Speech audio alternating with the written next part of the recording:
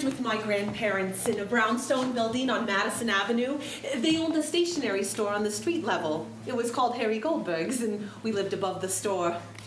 My grandmother had this really beautiful, long, silver gray hair that she used to twist up into a bun on the top of her head, and she believed in two cures. Hot tea for anything wrong inside the body, and Vaseline for anything wrong outside the body. She was always telling me, it's as easy to fall in love with a rich man as a poor man, which isn't true. Why do people say that? No, my Aunt Babby, she had enormous breasts. Once I saw her naked, it scared me to death. And my best friend Dora, she had a beauty mark at the end of her eyebrow.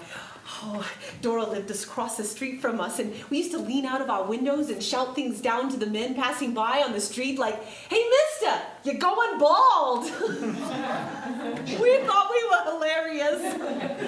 Oh, Dora's mother worked as a dress designer for rich ladies, and whenever Dora would go someplace special, she'd say, "Take Gingy along."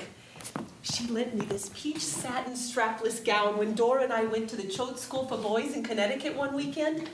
Oh, the preppy girls, they gave us mean looks and called us whores. Probably because we spent the entire weekend necking with our dates. Oh, and the coral wool jersey dress I bought for a date with Walter Fenton. I was madly in love with Walter Fenton. Every time we'd go out, he would beg me to go all the way. And finally, at a fraternity party in Dartmouth Winter Carnival, he said he couldn't see me anymore because necking was too painful. He went to go get a beer and left me sitting on the floor. And after a long time, he came back and said he was going to take me home. And I said I didn't want to go, that I wanted to spend the night with him. "Are you sure?" he said. "I'm sure." And so we did it. And that is when I found out that in sex, once you start doing something, you have to keep doing it. Oh, by the end of my freshman year, I thought I was pregnant. Oh, I had no idea what to do, so I went to my sociology professor at Simmons College. He taught a class in marriage and the family, so I thought he could help.